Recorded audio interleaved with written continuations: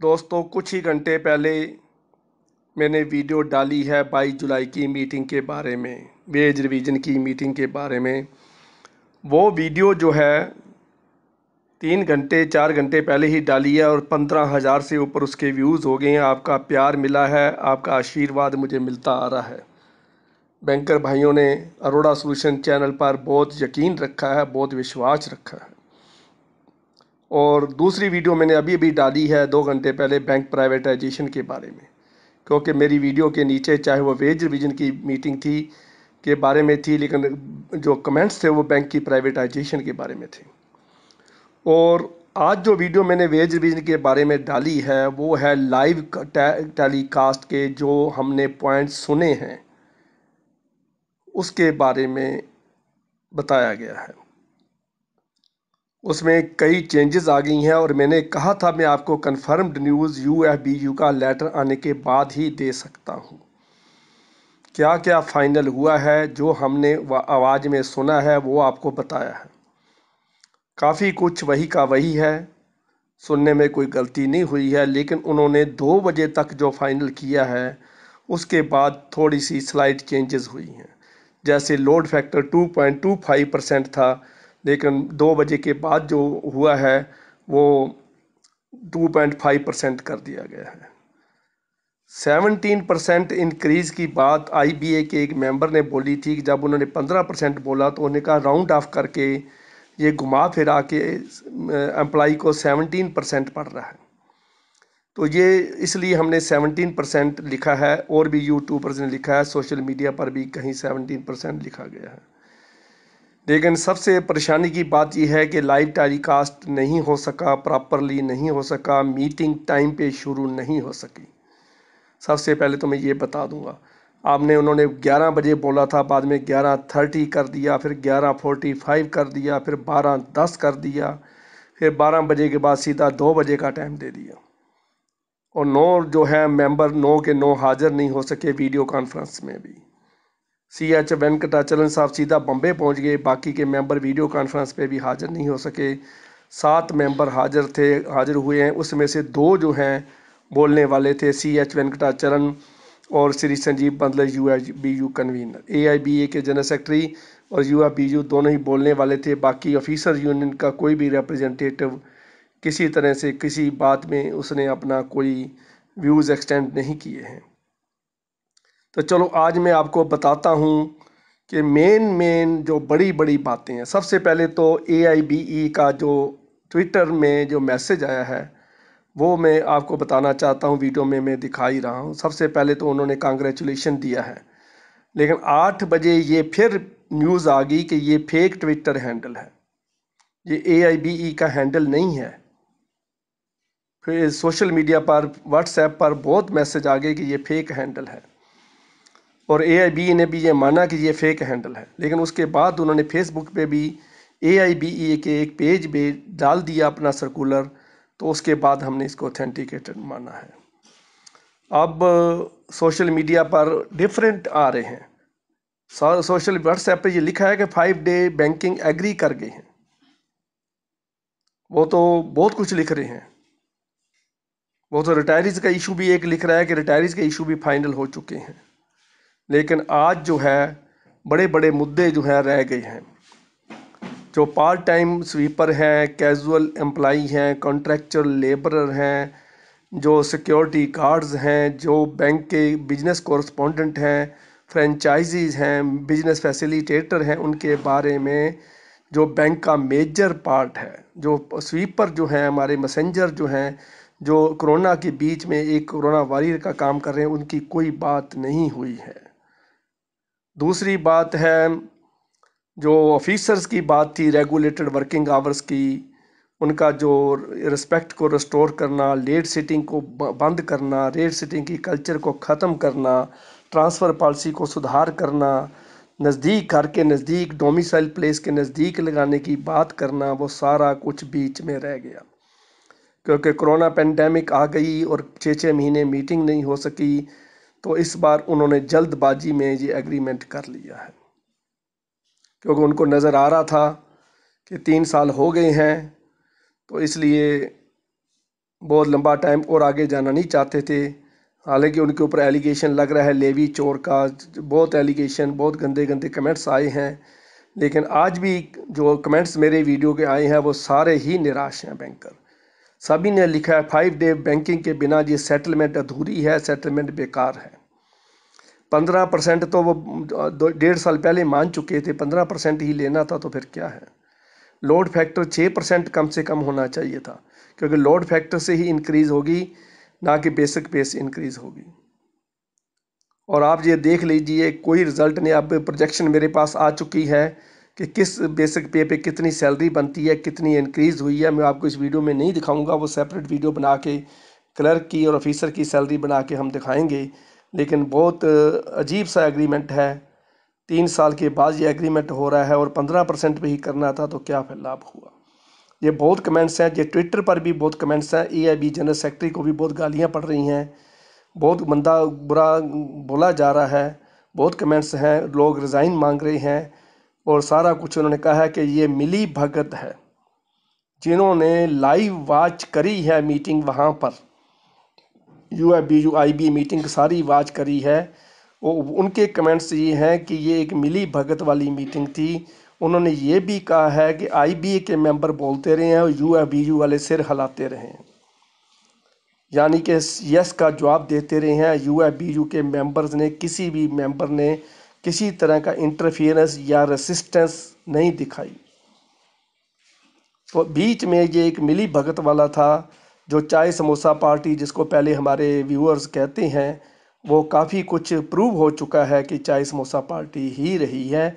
लेकिन इसमें उनका जो बेबी स्टेप मैंने लिखा है, छोटा सा एक स्टेप हो गया कि MOU अभी लिख दिया है उन्होंने कि MOU साइन हो चुका है।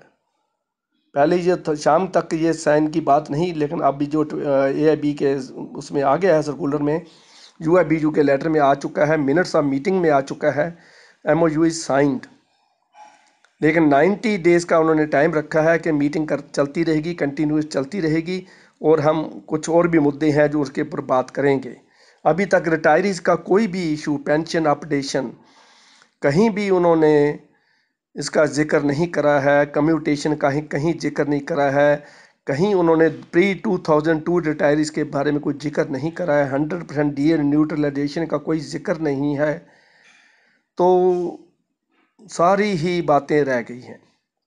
स्पेशल अलाउंस मर्जर की बात कहीं नज़र ही नहीं आ रही है। जो हमारी डिमांड्स थी, चार्टर ऑफ डिमांड को देखो तो 90% चार्टर ऑफ डिमांड हमारे को भूल चुका है। तो इसलिए चलो, हम बातें लंबी हैं, मैं अब फिर पॉइंट पे चलता हूँ। तो मैं आपको दिखाता हूँ कि क्या सर्कुलर में लिखा है, इनके क्या क्या इन्होंने आज एग्री किया है। तो आज उसकी बात हम कर लेते हैं। सबसे पहले तो मैं ये all India bank employees association का जो ट्विटर हैंडल है, we are happy to inform you that today's meeting between IB and UIB broad understanding has been reached and MOU has been signed. Congratulations. Detail circular follow. ये तो एक AIB है, दूसरा संजीव बंदलिश जी का है। उनके ऊपर जो कमेंट्स हैं वो भी मैं बीच दिखा रहा हूँ, बहुत हैरानी वाले कमेंट्स हैं, तो थोड़ा उसको भी पढ़ लेना। अब हम चलते हैं मेन बात, इंडियन बैंक्स एसोसिएशन का जो लेटर है उसकी हम बात करते हैं। पहले तो उन्होंने उसका जिक्र किया है कि 22 तारीख को जो मीटिंग हुई है, और उसमें सबसे पहले नंबर 1 पे है the wage revision will be effective from 1 November 2017। Due date से ही ये लागू हो जाएगा। पहले तो ये खदशा था, ये शंका थी कि कहीं 1 साल 2 साल खा ना जाएं, क्योंकि कोरोना का बहाना सभी को मिला हुआ है, उस कोरोना के दौरान इसको खा ना जाए। दूसरा है the annual wage increase in salary and allowances agreed at 15% और the wage bill as on 31/3/17, 31 मार्च 2017 का जो टोटल एक्सपेंडिचर था, एस्टेब्लिशमेंट एक्सपेंडिचर जो बैंक का था, उसके जो 15% है वो लिया जाएगा। उसकी अमाउंट उन्हें 7,898 करोड़ निकाली है पे स्लिप कंपोनेंट्स के ऊपर। उसके दूसरा जो है इशू वो है the new pay scale will be constructed after emerging dearness allowance. जो डियरनेस अलाउंस 6352 पॉइंट्स को मर्ज करके एवरेज इंडेक्स पॉइंट जो है applicable quarter of the June July and August का जो 2016 का था, उसको करके ये बनाया जाएगा और लोड फैक्टर 2.5% है on the basic plus DNS allowance as on 30 March 2017। ये उसका जो लेंगे उस एस्टेब्लिशमेंट एक्सपेंडिचर उसके ऊपर ये सारा बेस है इसका। Distribution of annual wage increase between workmen और ऑफिसर और क्लरिकल स्टाफ के बीच में, इसको बाद में वो वर्कआउट करा जाएगा। नंबर 5 पे उन्होंने बात छेड़ी है, in today's banking scenario there is well annual different category of banks in public sector, private sector, foreign bank etcetera, हर तरह के अलग अलग तरह के बैंक हमारे पास हैं। तो इसलिए परफॉर्मेंस लिंक्ड इंसेंटिव की उन्होंने बात करी है। तो उन्होंने कहा है PLI is payable to all employees annually over and above the normal salary payable to them. PLI को भी हमारी यूनियन नहीं मान रही थी, लेकिन अब इसमें जल्दबाजी में वो भी मान गए हैं और उन्होंने कहा है कि जो ईयर टू ईयर प्रॉफिट है, जो ऑपरेटिंग प्रॉफिट है, उसके ऊपर जिसका 5% प्रॉफिट है उसको नील मिलेगा, 5 से 10% वाले को 5 डेज़ की सैलरी मिलेगी, एक साल के अंदर 5 दिन की सैलरी। 10 to 15% प्रॉफिट वाले को 10 डेज़ की सैलरी है, 15% से ऊपर प्रॉफिट वाले को 15 डेज़ की सैलरी है। PLI जो है परफॉर्मेंस लिंक्ड इंसेंटिव जो है वो उसके अलावा सैलरी के अलावा है। तो उसके बाद 6 नंबर पॉइंट पे उन्होंने लिखा है कि from the calculation year 2020 beside encashment of PL at the time of retirement and during LFC, PL encashment, जो प्रिविलेज लीव इनकैशमेंट, करंट जो अर्न लीव इनकैशमेंट है वो 5 डेज़ एवरी कैलेंडर ईयर आप ले सकते हैं, लेकिन 55 ईयर से एज के जो ऊपर एम्प्लॉई हैं वो 7 डे ले सकते हैं at the time of any festival. किसी भी त्यौहार से कुछ दिन पहले, जैसे लोहड़ी फेस्टिवल एडवांस लेते हैं, 7 दिन की सैलरी 55 साल से ऊपर वाले ले सकते हैं। उसके बाद है it has been agreed to increase the जो है वो NPS जो है 10% से 14% कर दिया है। ये सेंट्रल गवर्नमेंट की इंस्ट्रक्शन है, सेंट्रल गवर्नमेंट पहले ही कर चुकी है, इसमें UAB के कोई कंट्रीब्यूशन नहीं है। एम्प्लॉई 10% डालेगा लेकिन एम्प्लॉयर 14% डालेगा। All other issues of the management and union association discussed during the process of the negotiation will be settle to the mutual satisfaction. अभी इसमें करेंगे, 3 महीने और लगाएंगे। The party will most and mutually convenient dates, ये मिलते रहेंगे। उसके बाद उन्होंने एक और भी बात लिखी है, पर मेन जो बातें थी वो यही हैं। अब मैं उनका ट्विटर हैंडल भी आपको दिखा रहा हूँ। तो ये 5-7 आइटम हैं, बाकी बहुत कुछ छूट चुका है, बहुत कुछ छोड़ा जा चुका है। डेट ऑफ इफेक्ट जो है, मेन बात जो है 1/11/2017, 15% जो है 7898 करोड़ है। D will be merge 6352 points merge हो जाएगा। Load will be 2.25%, sorry 2.5%। Distribution will be done separately by mutual understanding. PLIB की बात हमने कर दी है। Misbehaviour will be gross misconduct, अभी ये लेटर में उन्होंने लिखा नहीं है। जो उन्होंने बात बताई है कि मिसबिहेव कोई भी करता है सीनियर के साथ या कस्टमर के साथ, उसको ग्रॉस मिसकंडक्ट में डाला जाएगा। जो बात है 90 डेज़ के अंदर अंदर फाइनल करी जाएगी। तो ये बातें हैं, इसमें और तो कोई इतना ज़्यादा नहीं लिखा हुआ। अभी तक उनका ये डिटेल्ड सर्कुलर नहीं है, क्योंकि उन्होंने अपनी बातें बताई हैं। उन्होंने अभी IBA की जो बातें हैं, जो उनकी कंडीशंस हैं, कुछ और भी सुनने में आया है। सिंगल विंडो ऑपरेटर की पावर बढ़ा दी गई है, स्पेशल असिस्टेंट की पावर बहुत बढ़ा दी गई है, लेकिन वो लेटर में नहीं लिखा हुआ है। सुना बहुत कुछ है, लेकिन जब तक आता नहीं है हमारा बोलना ठीक नहीं है। तो काफ़ी कुछ रह चुका है। रिटायरीज बहुत नाराज़ हैं। Banker, serving banker 5 day banking ना होने की वजह से नाराज़ हैं। 15% के ऊपर नाराज़ हैं, क्योंकि 20% की डिमांड थी कम से कम। Load factor last time UFBU ने आज की मीटिंग में 4% डिमांड किया, लेकिन 2.5% के पे मान के आ गए। तो कुछ भी नहीं मिला है। This is not a veg revision, this is not a agreement. हमारा क्लर्क सेंट्रल गवर्नमेंट के क्लर्क से बहुत पीछे रह गया है। हमारा ऑफिसर जो है सेंट्रल गवर्नमेंट के क्लर्क के कहीं आसपास ही खड़ता है। जो करोड़ों रुपए की लोन प्रपोजलें बनाता है, की होल्डर होता है, कितनी उसकी जिम्मेवारी होती है, लेकिन वो क्लर्क के बराबर ही जाके रह गया है। तो ये बहुत दुखदाई है। This is not a good settlement, this is a sleeping settlement, face saving agreement है। अगर कुछ कैजुअल जो रेजिडुअल इश्यूज़ हैं तो उसके अंदर उसमें थोड़ा जोर देकर इसको बढ़ाया जाए, पेंशन इश्यूज़ को बढ़ा ठीक करा जाए, रिटायरीज़ के इश्यूज़ को देखा जाए। तो फैमिली पेंशन अपडेशन के बारे में जो बीच में हमने सुना था, लेकिन कहीं सर्कुलर में फैमिली पेंशन अपडेशन की बात नहीं लिखी गई है, जबकि आईबीए इसको पहले मान चुकी थी।